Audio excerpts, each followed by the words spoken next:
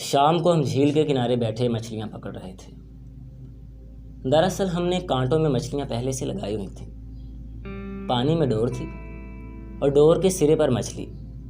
یہ رستم کے لیے کیا تھا۔ آج اسے مچھلیاں پکڑ کر دکھا دیں گے۔ جب وہ ہمیں لینے آیا تو چوری کی باتیں شروع ہو گئیں۔ ہمارا خیال تھا کہ لوگ محض دوسروں کو پریشان کرنے کے لیے چوری کرتے ہیں اور یہ ایک قسم کا مذاق ہے۔ وہ ہمیں بتانے لگا کہ لوگ اس لیے چوری نہیں کرتے بلکہ دوسروں کی چیزوں پر قبضہ جمانے کے لیے کرتے ہیں اور پھر ان چیزوں کو کبھی واپس نہیں لوٹاتے، اور یہ انسان کی ہوس ہے جو اسے چوری کرنے کے لیے اکساتی ہے۔ کئی لوگ بڑی بڑی چوریاں بھی کرتے ہیں، انسانوں کو چرا لیتے ہیں، زمین کے بڑے بڑے خطوں بر اعظموں کو چرا لیتے ہیں۔ اتنے میں سڑپ سے آواز آئی۔ یہ آواز سنی تم نے؟ یہ مچھلی تھی۔ پھر میں نے ایک جھٹکے کے ساتھ ڈور کھینچی اور مچھلی باہر نکال لی۔ روفی نے بھی یہی کیا۔ تم دیکھتے جاؤ، کچھ دیر میں یہاں مچھلیوں کے ڈھیر لگ جائیں گے، تب تو تمہارا شبہ رفع ہو جائے گا، ہم نے کہا۔ پھر ہم دوسرے کنارے کی باتیں کرنے لگے کہ جب کبھی ہم وہاں گئے تو رستم کو بھی ساتھ لے کر جائیں گے۔ وہ مسکرا کر بولا، لڑکو، یہ خود فریبی کی نیلی جھیلیں اور دوسرے کنارے عمر بھر پیچھا نہیں چھوڑتے۔ ہم زندگی بھر اپنے آپ کو فریب دینے کی کوشش میں رہتے ہیں، یہ یقین دلانے کی کوشش میں کہ جو چیز یہاں نہیں ہے وہ یہاں ہے۔ آج تم نے 2 مری ہوئی مچھلیاں اپنے کانٹوں میں اس لیے لگائی تھیں کہ تمہیں اب تک یقین ہے کہ دنیا جھوٹی ہے اور تمہارا تصور سچا ہے۔ دوسرے کنارے کے متعلق تم نے کیسے سہانے خیالات دل میں بسا رکھے ہیں۔ میں وہاں کئی مرتبہ گیا ہوں۔ وہ کنارہ بالکل ویران ہے، اس کنارے سے کہیں برا ہے۔ میری مانو تو تم کبھی اس طرف مت جانا، ورنہ تمہیں افسوس ہوگا۔ دوسرا کنارہ بس دور ہی سے اچھا لگتا ہے۔ مجھے وہ دن بھی یاد ہے جب روفی اور میں جھیل کے کنارے لمبی لمبی گھاس میں بیٹھے تھے۔ رات کو بارش ہوئی تھی، صبح بالکل صاف طلوع ہوئی، خنک ہوائیں چل رہی تھیں، فضا میں بادل تیر رہے تھے، جھیل کے نیلے پانی پر ہلکی ہلکی دھند چھائی ہوئی تھی، ہر چیز میں نکھار تھا، تازگی تھی۔ یوں معلوم ہو رہا تھا جیسے دنیا ابھی ابھی تخلیق ہوئی ہے۔ ہم کہانیاں پڑھتے رہے، باتیں کرتے رہے، کھیلتے رہے، ذوقندیں بھرتے رہے، پرندوں اور ناچتی ہوئی تتلیوں کو دیکھتے رہے۔ ہماری ڈوریں پانی میں تھیں، دن بھر ہمیں مچھلیوں کا انتظار رہا۔ ہم انہیں بھوننے کا سارا سامان لائے تھے۔ دن ڈھلے ہمیں رستم لینے آیا۔ ایسے خوش نما نظارے کو دیکھ کر وہ بھی ہمارے پاس بیٹھ گیا اور عجیب عجیب سی باتیں سنانے لگا۔ جب رستم ایسی باتیں کرتا تو ہمیں بالکل اچھا نہ لگتا۔ وہ بڑی سنجیدہ قسم کی باتیں کر رہا تھا۔ کیا ہوا جو زندگی اسی خود فراموشی اور خود فریبی میں گزر جائے، اسی طرح مسکراتے ہوئی گزر جایا کرے۔ یوں نہیں ہوتا، کوئی کتنی ہی کوشش کرے ایسا ہرگز نہیں ہوتا۔ ان خوابوں سے چونکنا پڑتا ہے۔ وہ ہمیں بتانے لگا، لڑکو، تم بڑے ہوگے تو تمہیں افسوس ہوگا۔ جوں جوں تمہارا تجربہ بڑھتا جائے گا، تمہارے خیالات میں پختگی آتی جائے گی اور یہ افسوس بھی بڑھتا جائے گا۔ یہ خواب پھیکے پڑتے جائیں گے، تب اپنے آپ کو فریب نہ دیکھ سکو گے۔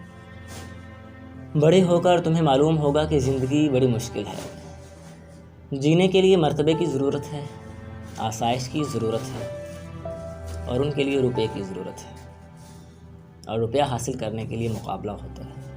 مقابلے میں جھوٹ بولنا پڑتا ہے، دھوکہ دینا پڑتا ہے، غداری کرنی پڑتی ہے۔ یہاں کوئی کسی کی پرواہ نہیں کرتا۔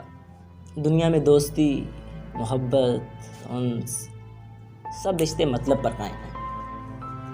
محبت آمیز باتوں، مسکراہٹوں، مہربانیوں، شفقتوں، ان سب کی تہ میں کوئی غرض پوشیدہ ہے۔ یہاں تک کہ خدا کو بھی لوگ ضرورت پڑنے پر یاد کرتے ہیں، اور جب دعا قبول نہیں کرتا خدا تو لوگ داہریے بن جاتے ہیں، اس کے وجود سے منکر ہو جاتے ہیں، اور دنیا کو تم کبھی خوش نہیں رکھ سکتے۔ اگر تم سادہ لوگ ہوئے تو دنیا تم پر ہنسے گی، تمہارا مذاق اڑائے گی۔ اگر عقل مند ہوئے تو حسد کرے گی۔ اگر الگ تھلگ رہے تو تمہیں چڑچڑا اور مکار گردانا جائے گا۔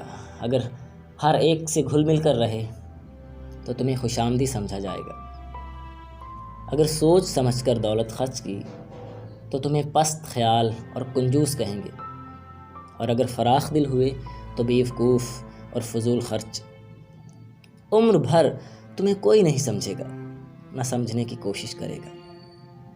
تم ہمیشہ تنہا رہو گے، حتیٰ کہ ایک دن آئے گا اور چپکے سے اس دنیا سے رخصت ہو جاؤ گے۔ یہاں سے جاتے وقت تم متحیر ہوگے کہ یہ تماشا کیا تھا، اس تماشے کی ضرورت کیا تھی، یہ سب کچھ کس قدر بے معنی اور بے سود تھا۔ سورج غروب ہو رہا تھا، یکایک دوسرا کنارہ جگمگا اٹھا۔ وہاں بادل کے ٹکڑوں اور دھند نے ایسا رنگین اور خوشنما محل بنا دیا کہ ہماری آنکھیں کھلی کی کھلی رہ گئیں۔ نازک سی حسین محرابیں، رنگ برنگے برج اور مینارے، بل کھاتے ہوئے زینے، دور دور تک پھیلی ہوئی فصلیں۔ ہم نے رستم کو اشارے سے یہ محل دکھایا۔ کون کہتا ہے کہ وہ کنارہ بھی ایسا ہے؟ وہ دیکھو، پھر سب کچھ نیلا ہو گیا، آسمان، جھیل، بادل اور فضا اور دوسرا کنارہ، کائنات نیلی ہو گئی۔ بادلوں کا بنا ہوا وہ حسین محل سنگ مرمر کا بن گیا اور اس پر ہلکی ہلکی چاندنی چھا گئی۔ ان باتوں کو کافی سال گزر چکے ہیں اور اب مجھے دور اندیش، جہاں دیدہ اور عقل مند ہونا چاہیے، لیکن بدقسمتی سے یہ طویل عرصہ بھی مجھ میں ذرا بھی تبدیلی نہ لا سکا۔ جب کبھی زندگی کی تلخیاں سامنے آتی ہیں، کری حقیقتیں حسین و نازک خوابوں کو کچل ڈالتی ہیں، تب میں کسی ایسی ہی نیلی جھیل کے کنارے پناہ لیتا ہوں۔ اور زندگی میں ان جھیلوں کا تار بندھا ہوا ہے تا حد نگاہ۔ یہ جھیلیں اس طرح چلی گئی ہیں کہ جہاں ایک ختم ہوتی ہے وہاں دوسری شروع ہو جاتی ہے، اور جہاں حقیقت کی حدیں تصور کی حدود کو چھوتی ہیں وہاں ایک پر اسرار خطہ ہے، بالکل ویسا ہی حسین اور دلکش دوسرا کنارہ۔ آپ سن رہے تھے شفیق الرحمان کا مضمون نیلی جھیل میں سے ایک اقتباس احتشام کاظم کی آواز میں۔ شکریہ۔